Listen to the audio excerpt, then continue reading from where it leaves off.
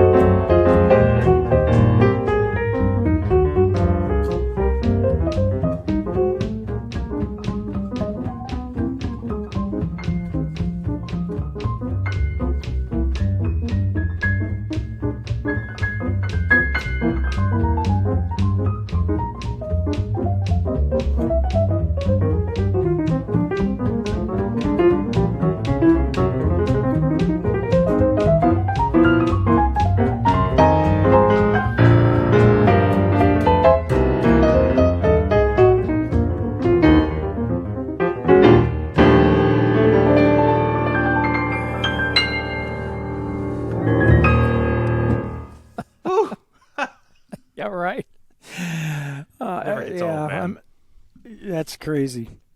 You know, before we even talk about anything else, can we just talk about the time, the feel, his articulate? It blows my mind how much he sounds like Oscar Peterson, man. I should mention. So this is a video recording of this on his YouTube channel. Yes. So you should go to Ben Paterson's YouTube channel and watch him play it, because so many of the interesting moments where you think it's just complete utter chaos, he's just like chilled, laid back, like makes it look so freaking easy. Yeah, the whole thing he does, right? I mean, it's just oh my gosh, it's unbelievable. And yes, I agree with you. You got to check out the video and just watch him play it, right? We have to shout out. So let's little lay of the land here. It almost sounds like a trio, right? It's two people. It sure. That's exactly right. It's this dude Jake Vincel on bass, who we should not let go without due credit here, because my gosh. Yeah, right. What a rock. Just rock solid time, and what a feel. And you're right. It sounds like a trio. Yeah, it's like his left foot on drums, but it's just tapping his foot.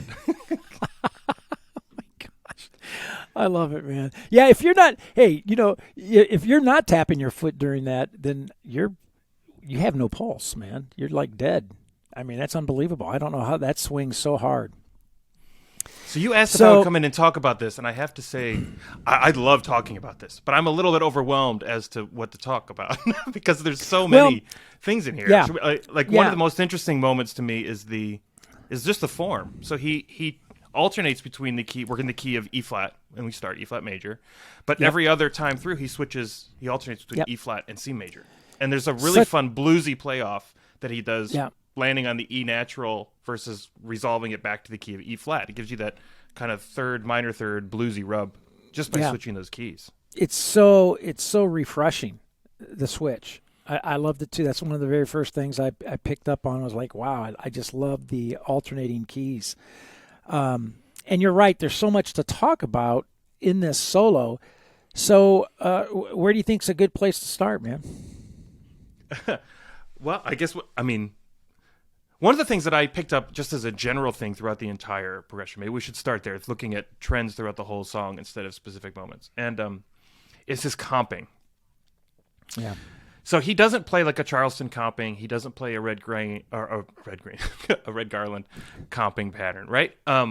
Both are clearly inspired by this, but it's almost like he's drumming between his hands. When his right hand breaks, his left hand comes in, and he's using that to drive the swing feel. Because actually, when you look at the solo, one of the things that I learned about myself from transcribing other solos was just how much I play on the beat versus playing off the beat. And these guys play off the beat a lot more, right? But he actually plays on the beat a lot in this solo, and what makes it swing is the way he plays it off the left hand. Yeah. And I think if you watch that video, it will help you pick up on what you're talking about for sure. Right, that's why everyone should go out and check out that video and check and zone in on the left hand. Right, we can easily get so locked into what's happening in the right hand when a jazz pianist is playing, especially when you're watching a video. But you bring up a very, very good point in that how they're supporting what they're doing in their right hand in the solo. They're comping the voicings and how they're using those voicings. So oftentimes get overlooked. So I would suggest for everybody to watch the video and watch the left hand. As much as tempting it is to lock in on the right hand, watch the left hand. It's interesting to me, the left and right hand almost never play together, right? So if you were playing, say, a Charleston rhythm underneath it and soloing over top of it, there'd be a lot of moments where your hands overlapped. His hands almost never overlap. It's like right-left or left-right. They're playing off each other like that. Right. So the other thing that struck me, Josh, in going through, I mean, there's such, iconic vocabulary that he's using, right? But the use of, which again comes from Oscar Peterson, right? The half-step approachments, the target notes, right? To your thirds and fifths and sevenths and ninths. The half-step approachments, the enclosures. I mean, classic bebop, classic jazz vocabulary, right? Yeah, absolutely. There's so much chromaticism in here. Yeah. Not chromaticism in harmonic chromaticism, using chromatic lines to approach or enclose or surround or whatever. Right. Just take up time, frankly. A lot of times you just want the flurry of notes in some place. You just chromatic up and chromatic down. Right. So, if some of the things I like to do in a transcription, and I've mentioned this, I think, in previous podcast episodes, I would encourage everybody to kind of go through here. I like to break apart, look at what musicians are doing on specific chords, right? Like I'll take like maybe that E flat.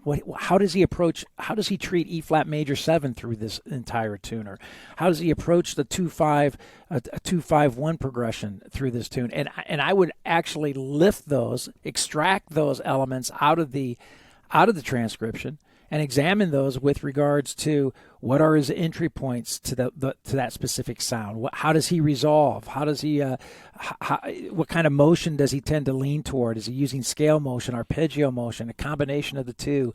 Those kind of characteristics. Because what I'm trying to do is I'm trying to find stylistic elements that he's using that I'm drawn to, and then I want to lift those and actually create exercises for myself that incorporate that approach to playing, so that I can begin developing muscle memory and oral memory that starts to sneak into my vocabulary. Is this something that you do as well?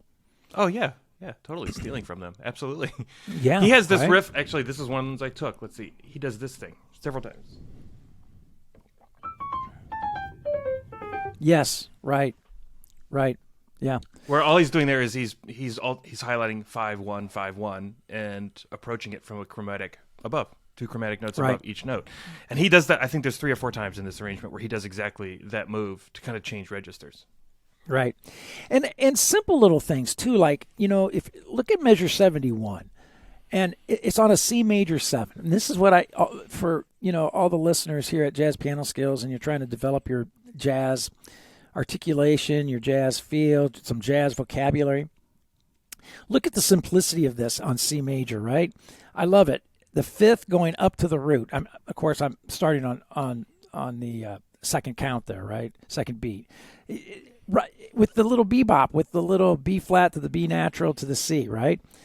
How easy is that, right? But to play that with the right feel, the right articulation, that's something that I would encourage a beginning student, a beginning jazz improviser. I would encourage them to take that little motif right there and practice that little motif over all your major 7 chords.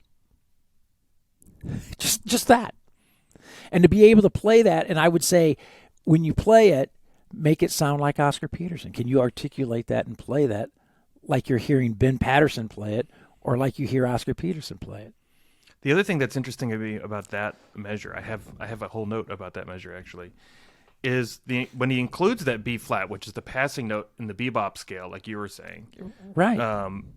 But he's also going to the 4, right? So he's the context of this is he's going to a 2-5-1 to change back into the other key, into correct. E flat. Right. So he knows he's going from C major 7 to F7, and that adding that B flat in it almost gives it a dominant feel that takes you to the 4. Yeah. Right. Now he probably wasn't thinking this in the moment while he was soloing over this, right? He had practiced this a million times beforehand, and it just came out of him. But it's a little moment of brilliance. Yeah, well, and then the measure following that is a little moment of brilliance too, right? And another simple classic line over the 2-5, the F minor 7 to the B flat 7. Same type of deal. And look what's happening up on the 7th of the B flat 7. You got the A flat and then the chromaticism again, right, to the A natural. Well, I mean, say it this and way: compare beats 2 and 3 of 71 to beats 3 and 4 of 72. That's exactly right. They're the same thing. That's exactly right. That's exactly right. So that should tell you that, hey, that's a little classic.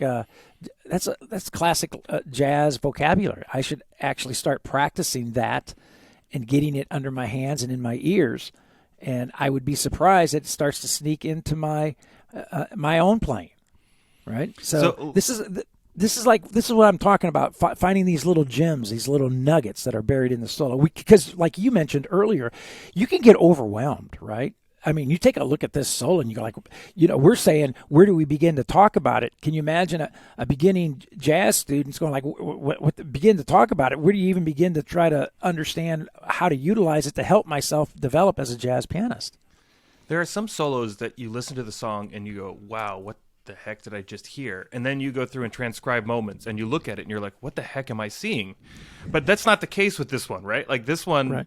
you listen to it and you're like, "Whoa, my gosh, that was amazing!" And you look at it in the micro moments and you realize, "Oh, this is not that complicated."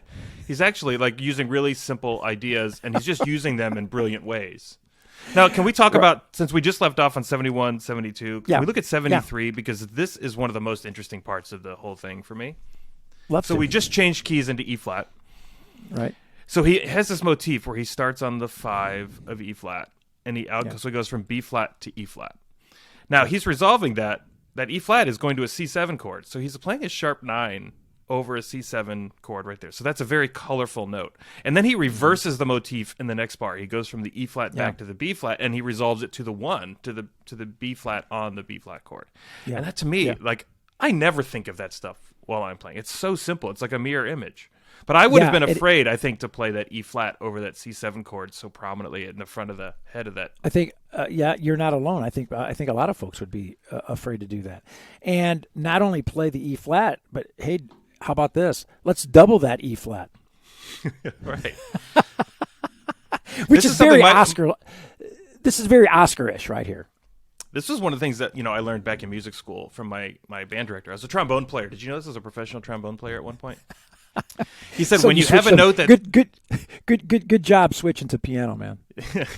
When you play a note that is in tension, you play it loudly so that people know it's on purpose, so they know it's not a wrong note, right? And that's like what he's doing here. He's accenting that E flat to make sure like, hey, this is the sound I want over that C7 chord. Some serious bite, and I love it. Right, some nice tension, no doubt about it. It also helps that it goes by very quickly. Of course. Right? You wouldn't do that in a ballad, probably. Yeah, let's talk about that for a second too, because I think that's important for beginning jazz players to kind of come to grips with initially conceptually, so that it spills over into their playing physically. That music, and I'm not even talking jazz, music, period. I don't care what genre you want to talk about. The musician is always striking, or the musician or the composer is always striking a balance between tension and release, tension and resolution. And once you understand that, then, like you said, I would have never thought of landing on that sharp 9 and accenting that sharp 9 over that C7. But he's setting up that tension to release that tension. And once we start understanding that music is this constant tension release, tension resolution that's going back and forth, then our playing starts to, for lack of a better expression, loosen up, right? We start to loosen up, and we start to feel more comfortable bringing in the wrong notes, if you will, to create that tension so we can resolve it. But you have to be very careful, like you said. If you're in a ballad, be careful. Yeah, I mean, I want to talk about that too, because when you're looking at, when you stop listening to the music and you start looking at the transcription, you have to remember the context as to what you're hearing. Right. Because it goes by so fast. This bump, bump, bump, bump, bump, bump, bump, bump. That's one phrase that kind of like builds up and comes back down right away. Right. If you were playing this as a ballad at like 80 beats per minute, those would be 2 phrases and it wouldn't work. You would he's thinking of this as one idea, not 2 separate ideas. And so you can't look at like just the half the idea. You have to look at the whole. Well, and that's exactly right. And that's why you can't just look at a transcription and then think that you're going to copy and paste, that you're going to copy that idea and just paste it into some other place, some other tune, some other context, some other tempo, and think that it's just going to work. Right. Right. So he's built this. Often doesn't work. So he built this motif of just, I mean, it's 5. It's going up a 4th and then coming down a 4th. Super simple notes. But look at what else he changes in the second half. Right? He displaces the rhythm by half a beat. Yeah, right. So it's just like more things like, how do I take this simple idea and make it more interesting? Yeah, right. Yeah, and you bring up a really good point there that I want to kind of expand upon for a second. I'm always telling students that you have to practice scales, your arpeggios. You have to practice them from different entry points. In other words, you cannot be root dependent, right? You can't play a C scale starting on C all the time. Are you kidding me? Right? But this is how we're typically taught to play scales, and play arpeggios. If you're going to play an F scale, you're going to start on F, right? So I'm always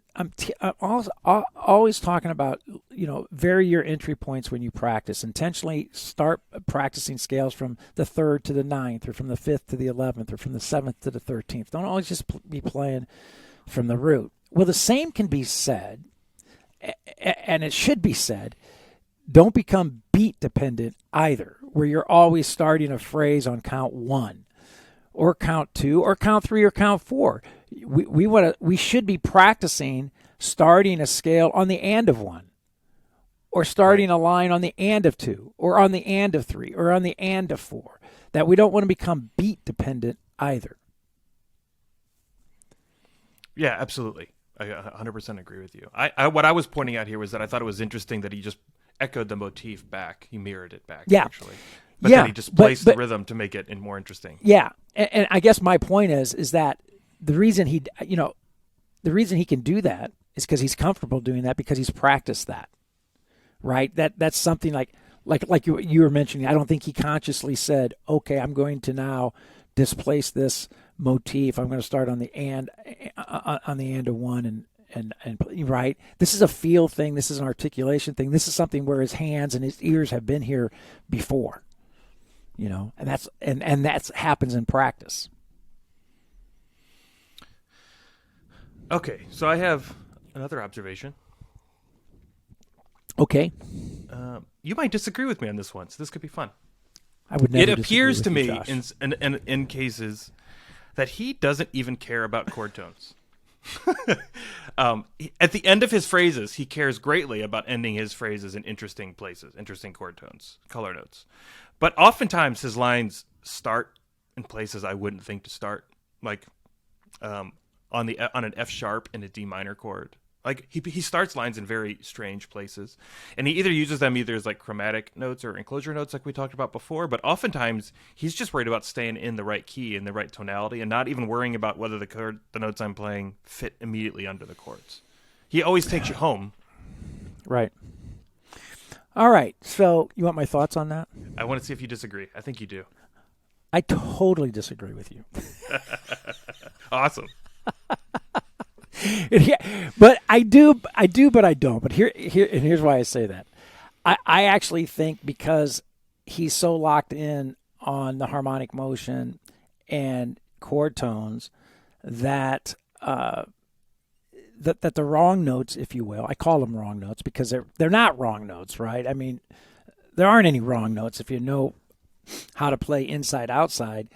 There aren't any wrong notes. But the fact that he is so locked in on chord tones gives him the ability to actually start on those places that you're talking about. To be able to start on an F sharp on a D minor. To be able to start on a non-diatonic chord scale relationship note. The fact that he is so comfortable with inside, starting anything from the outside, he can start anywhere he wants. Inside, outside, it makes no difference. But he sees all that in context. He sees all of that in context to the harmonic structure of the sound that is supporting what he's doing. I think we're agreeing more than we thought at first. So yeah, that's right. Yeah, I don't think these are wrong notes. To me, right notes are the notes you intended to play, and wrong notes are the ones you didn't intend to play, right? No matter what it sounds like. If you meant to play it and it came out, great, it's a right note.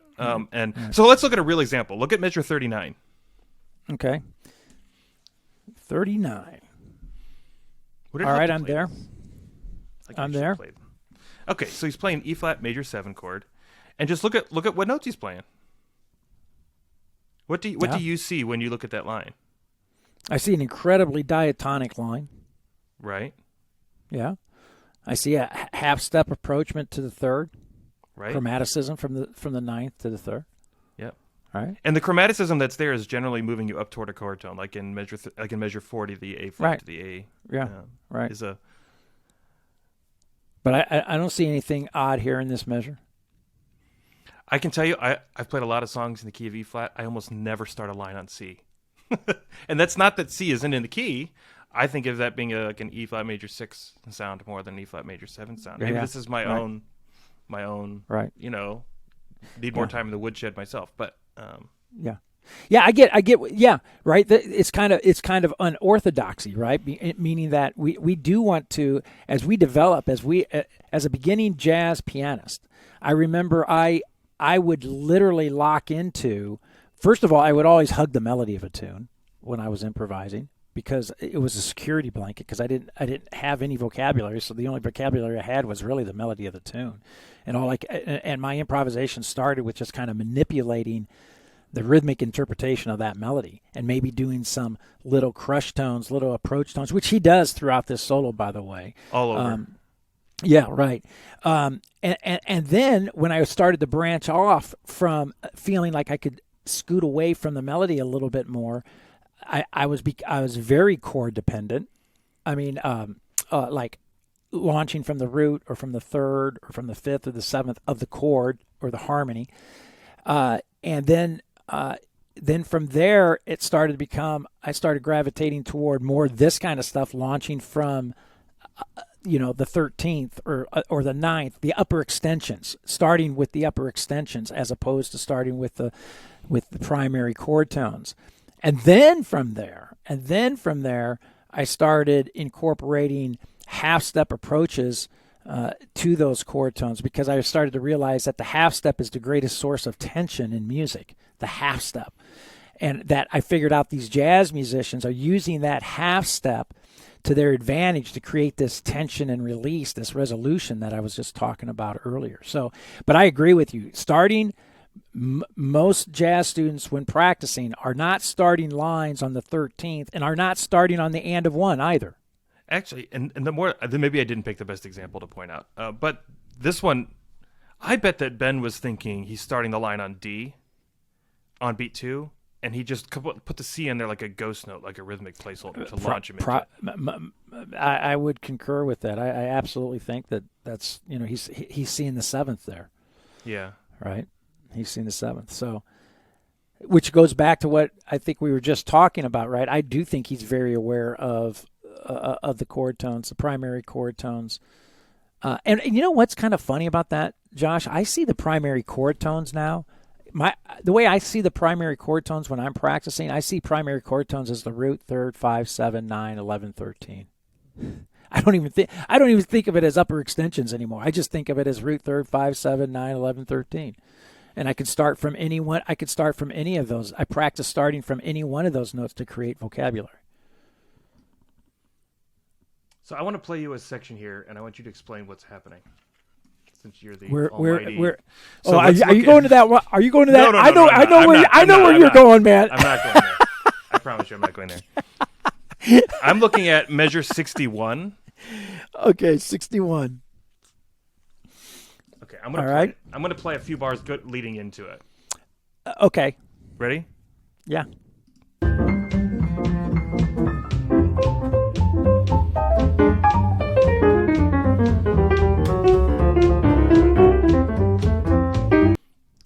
So what do you hear over that minor, over that 2-5, and then the 2-5 there in line 61, or in measure 61? What do I hear? Like in terms of that's a harmonic sound that I hear often. That kind of it almost sounds like an altered dominant sound. Oh, well, definitely. Over that 2-5 in B flat, but it's not altered, is it? Why does it sound altered to me? Well, I think because you're hearing like that C sharp against that B flat 7. You're hearing, right. So you're hearing that anytime I think you hear a sharp 9, you hear altered, right? Or are you hearing altered? Are you hearing altered back on over the F minor 7? Well, that's kind of measure 62, which in my mind is just a chromatic line he's using to go down into that. Correct. Motif he's right. Right. So I guess. So this is something you and I started to talk about last night, actually, on your master class. Is this idea of when Barry Harris taught when you play a 2-5, you only play 5, and this comes from this. And I know that Ben is at least influenced by Barry. He does the live streams on his YouTube channel where he sometimes talks about his influences and where he comes from. He's in New York. I'm sure he went to a handful of workshops, right? Right. But Barry has this idea that when you see a 2-5, you just play a 5 the whole time. And that that comes from his. This is probably a whole podcast in itself, but he would say a G7 chord is actually a D minor 6 chord with a G in the bass. That's how he thinks about it. It's called the 6 on the 5th. And so when I see this F minor 7 to B flat, I see a 2-5 where he's just playing B flat 7 the whole time. I mean, that line to me, that line that in measure 61 to me just looks like B flat 7 or B flat mixolydian. I totally agree. And I think that's absolutely right what Barry Harris is talking about. The 2 chord is absorbed by the 5 chord. Because otherwise, I don't think I would ever think to do this. The first note of that line, he has a harmonized with a D major, with a D natural in it. I just probably wouldn't have thought to play that if I wasn't thinking B flat. You know what's interesting about that? Oftentimes, I've actually gotten to the point where I actually think the other way around because I see them as so much the same. Meaning that I often say that the minor chord is the gateway, right? It's the gateway to the 2-5. So whatever you play over your minor will work. I literally have said this to students: whatever you play over your minor chord will work over your 5 chord. And the reason I can say that is because I'm actually thinking of the minor chord as the 5 chord. Right. You know what I'm saying?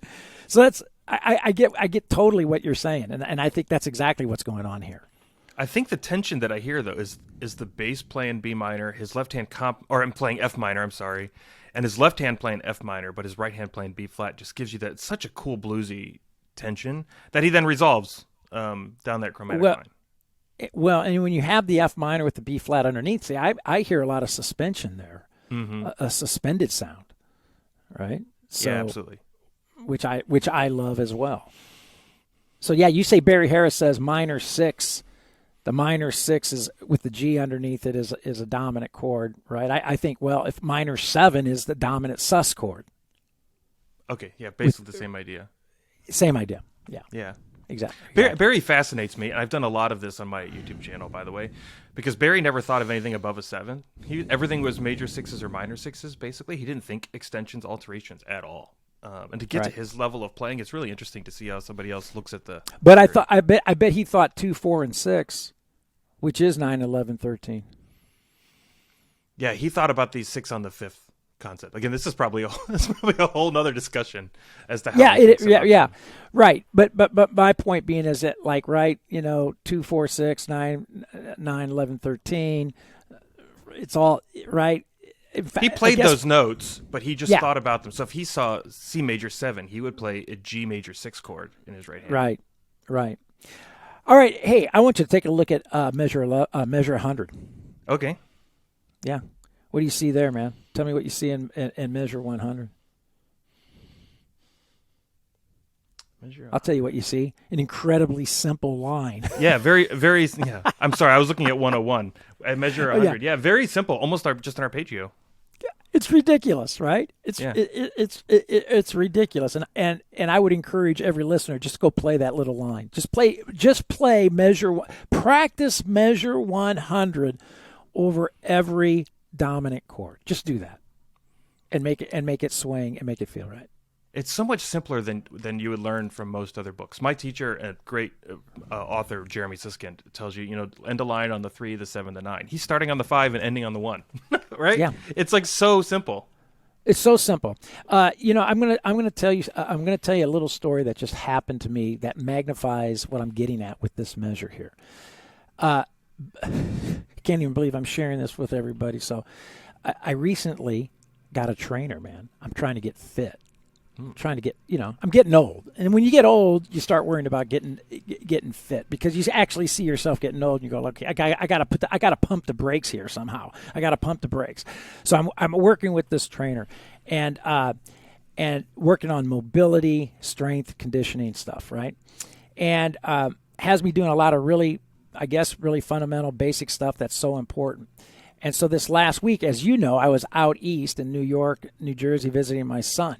And so I took I threw in my suitcase my resistance bands and a few little exercise things. I threw in the suitcase. And so now I'm out there visiting him this last week, and I was doing full body workouts, full body exercises in my hotel room with this equipment. I literally picked up the phone. I text my trainer and I said, "Thank you." That's all I said. Thank you. He texts back, "For what?" And I said, for teaching me how to exercise, understanding exercise to the point that I could do a full body workout in my hotel room. And here's what's interesting. You know what he says? He writes back and he says, yes, it's amazing how much you can do with so little once you know what you're doing. And when he made that comment in the text, I immediately thought about music. It's amazing how much you can do with so little if you know what you're doing. Now look at measure 100 again. It's so little, right? Right. There's nothing earth-shattering about this at all. And but yet it's classic vocabulary that everybody should have under their belt. In fact, I would say that measure right there, if you practice that and you play that with a good feel in time, various tempos, you have done yourself a world of favors, because it encapsulates your ability to actually play jazz. And I guarantee it is. It's like the more advanced and the more time you spend with material, the more you recognize how important the fundamentals are. Right? Like the fundamentals never get boring. Never. And look at what he does to get into that line, by the way. He starts on the 1, and he just plays a chromatic scale up into it. That's nothing fancy. It sounds absolutely super cool. Right. Here's another measure. Check out measure. Here's measure. Look at measure 106. I love this, right? What's interesting about measure 106? I mean, it's basically the same kind of idea, right? It's an A. Well, no, because it's got the C natural in it. Yeah, C natural. You got basically an A minor triad over an A dominant 7. Right. And that A minor triad creates what? An altered sound. That sharp 9 again. That sharp 9 again. So here's something that I would do with jazz students. I'd say, hey, you know what? This is not a bad idea. Let's play A dominant and play A minor over the top of it. Let's play C dominant, play C minor over the top of it. Let's play D dominant, play D minor over the top of it. Right? And go through all 12 dominant chords, understanding this dominant minor relationship, creating a sharp 9 sound. So if you look at that measure in itself, I agree. I'm not sure he's actually thinking that here, though, because he starts the motif in 105. He's playing basically a kind of repeated arpeggio, right? Where he's playing it on C7, so he needs the C natural. Then he goes to A7. He keeps the C natural because it's just an interesting rub. Then he goes to D7 and plays the same thing, where that C is the dominant 7. Yeah. And then he goes to G7, where the C is the 11, right? Right. So it's just an interesting common tone that he's thrown in that line also. Well, see, and I agree. But what we do, this is why transcriptions are so important, because then you actually see that and you can assess it and analyze it and put it into verbiage that makes sense. Oh, minor triad over dominant 7. Now I can actually take that idea and practice it so that I no longer have to think of it as a minor dominant. I don't think polychords are just a way to get you at a sound, get you to a sound. Introduce you to the sound. Once the sound becomes ingrained in your ears and in your hands, then you're no longer thinking polychords. I mean, I agree with you. I don't think he's thinking that at all. But for practice purposes, so that we can replicate it and then move it to different chords, I think that's important. And like you said, that G7, I find that fascinating too, right? That G7, there's the 13, the 11, and the 9. So the upper extensions with that triad. But I know he's not thinking that. This is something that has been practiced and has been ingrained in his ears and under his hands. It's 105 through 108 is just a turnaround, 1625, right? Yeah, and he's just playing diatonic notes in the key. Yeah. So in one sense, it's really a simple idea to get your head around. But that repeated motif, he knows which color tones he's aiming for and how those play off each other as the chords underneath it change. It's just so interesting. This is bluesy thing all day long, right? Blues players love to take the B flat or let's say the E flat we should probably say what key we're in. If we're playing a C blues, we're playing an E flat. They know that that's the bluesy note in C major, but it's the flat 13 in G. They know that they can play those things off of each other. He's just a guy who's just spent a ton of time playing turnarounds for 10 minutes a day for how long? Well, and how much listen, The turnaround. There you get it. So little, accomplishing so much with so little, right? The turnaround. Oh my gosh. Should we not all be practicing turnarounds? Yeah, you think he spent some time with rhythm changes? I mean, that's what he's playing. Oh here. my gosh. Absolutely right. Correct. All right, So, we can't Josh, end this without looking at some of the crazy stuff. We got to at least. Yeah, look at it. I was just going there, man. I was just going there. So talk to us about the crazy stuff. All right, let's look at. So this is at measure 137, and you Yeah. can see my annotations there. Basically, admit that I don't have any idea what's happening. It sounds very diatonic to me. By the way, I did get a kick out of your annotations. So my approach when I transcribe stuff is I start with the rhythm. We talked about this on the last episode we did this together. Yeah, right. I write the rhythm down first, then I fill in the notes. Well, this is clearly, I mean, it's just straight eighth note triplets. That was easy. So it was, 6 bars, 8 bars, 8 bars Right. of just straight eighth note triplets, basically. And it sounded very diatonic to me. So I actually cheated. I went to the video to try to figure out what he's doing, because maybe we should play this section again, actually. Yeah, let's do it. Let's do that. This is, hold on. All right, here we go.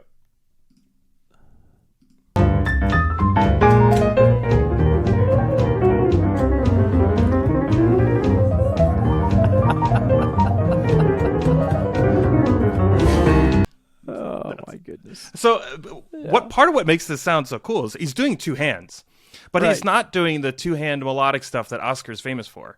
He's got Correct. the bass player walking in his left, and then Right. he's walking a different bass line in his left hand, so that like the bass and his left hand are competing with each other while he's doing this crazy diatonic thing on top of it. Yeah. Yeah. I don't My even bass know what player to would say. fire me. I don't even know what to say, man. I don't even know what to say. It's one of those things that, it just sounds great. I would have never thought of it. I would never do it. I don't even know what the heck's going on there, but it sounds fantastic. It's a 4-octave range over 8 Uh-huh. bars, which Yeah. is interesting. Like the notes are not that interesting, frankly. What's interesting is just it's a chaotic moment. It's a chaotic moment, right? Yeah. Now he does it again. A chaotic moment that ends correctly. Now, if you keep going, I'm going to keep playing where we left off, but in about 8 more bars, he goes total chaos again, but this time it's not diatonic. Right. In measure 153. 3. Yeah.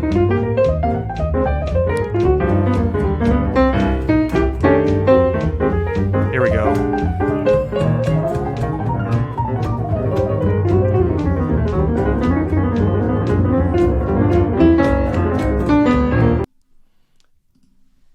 Right, not diatonic this time. It's the same chaotic feeling, but now he's chromatic all over the place. And he brings it back home with those arpeggios at the end, which I just love.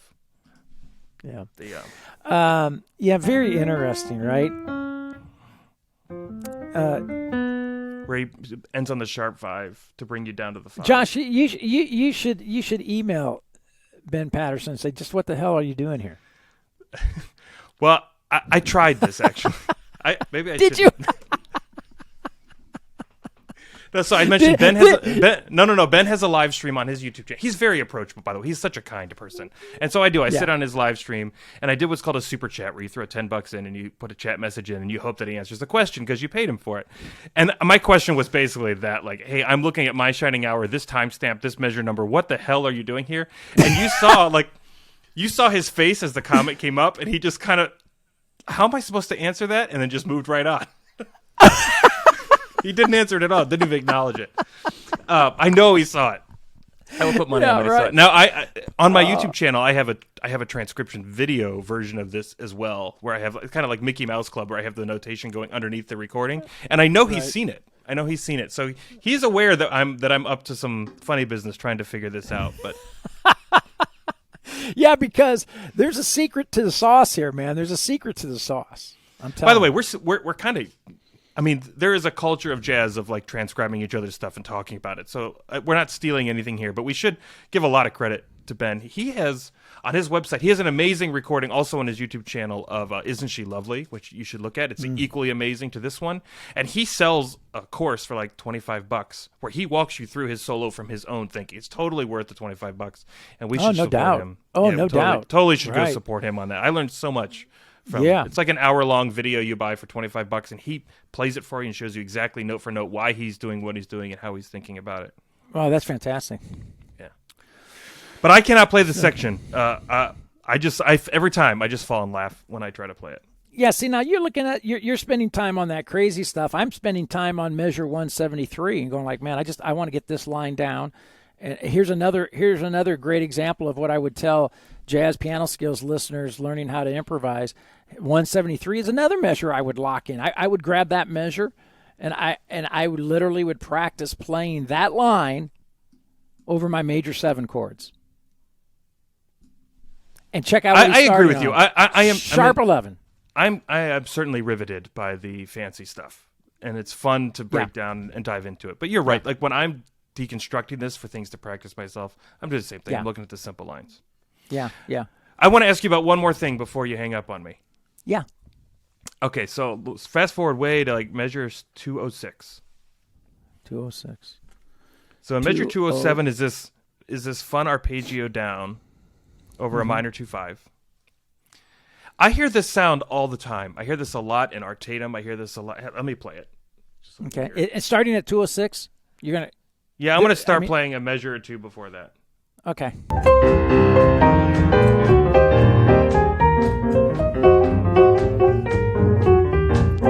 Here. The little Artatum-y thing. Very much so. Yeah. And it's a repeated pattern, right? It's like that B flat A E natural kind of thing repeated all the way down. Mm-hmm. But I have a note in here from weeks ago that says, "Please ask Dr. Bob to explain what this means." It's the triplet line in 207 and 208. Yeah. And this is being played over our 2/5, minor 2/5, or treating it like a minor 2/5 going to the C minor, right? It feels almost like one of those Art Tatum pentatonic-y, just like technical patterns that he just practiced so much. Yeah. But I hear this sound all the time. I hear this in Oscar all the time too. This exact same. Well, he took it from Art Tatum. Yeah. I mean, that's an Art Tatum line, and I would have to say, I'm going to practice that this afternoon, and then I'll have a good answer for you, hopefully. But yeah, I think it's. I mean, it's definitely. It's altered. So interesting. It's altered. That it goes. It's that it plays off the B natural and then resolves it down to the B flat in the next measure. And here, I just had a simple glance at this. I think this would go back to what you were saying earlier, right? I think he's thinking that 5 over the top of all that. Right? I think it's just that's a dominant lick, if you will. Yeah, it's a bluesy dominant lick. Because it's full of bluesy the flat 3. Yeah. So I'm not getting too wrapped up with the D half diminish. I'm thinking I'm looking at that. I'm looking at that entire line over that G7, right? So it's definitely a bluesy altered sound there. You got the sharp. I mean the B flat in there. You got a D flat in there, right? These are altered dominant sounds over that G7. So I mean, who doesn't love those? Just those like fast 3 or 4 octave. Arpeggio Artatum thing. They're so great. They're full of those colorful notes. I just love them. They're fantastic. Yeah, and you'd hear Oscar do it, but he certainly, I think he would tell you that he got it from Art Tatum. And then comes out of that. Look at that. Then you come right out of that to that C minor, and look at that little line right there. Of course, we're so simple. You're right. Look at that. Oh my gosh, we should practice that line too, right? That little C, E flat, F, G. How simple is that? And he's quoting the melody at this point. It's the melody, right? Yeah. Right. But still, right? Just taking that little idea, that's a great little motif to practice as well. So, I mean, we could sit here all day, right, and yank these little gems out of this transcription, and that's what's so beautiful about studying any transcription, whether it's this one or a Bill Evans transcription or Keith Jarrett, whoever, right? That there are these little nuggets that help you discover your reservoir of creativity and ideas. Because any one of these ideas that we're yanking out today, if you start practicing them, you start to realize you start putting your own bent on the exact same motif, and it starts to morph into your idea. It's tapped into you, right? So I always like to say transcriptions are about yanking out of you what's in you. They're not about trying to shove into you what's not. Some wisdom from Cowboy Bob. Well, thanks, man. I appreciate it, man. We're going to get you down here for some ribs, buddy. All right, so what other parting pearls of wisdom do you have for Jazz Piano Skills listeners with regards to this transcription? Where do they go? They've listened to this episode now. They have your transcription in their hands.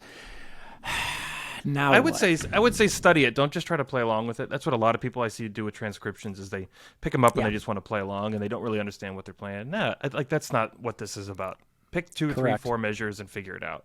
Put it in other keys. Put it in your other tunes. Yeah, play it on your gigs. That's where it comes to.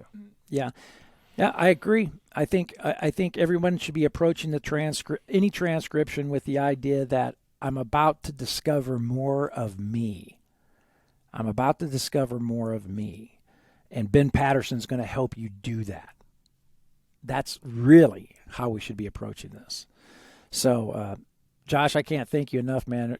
Congratulations to you. This is an epic transcription that you've put together. It's fabulous.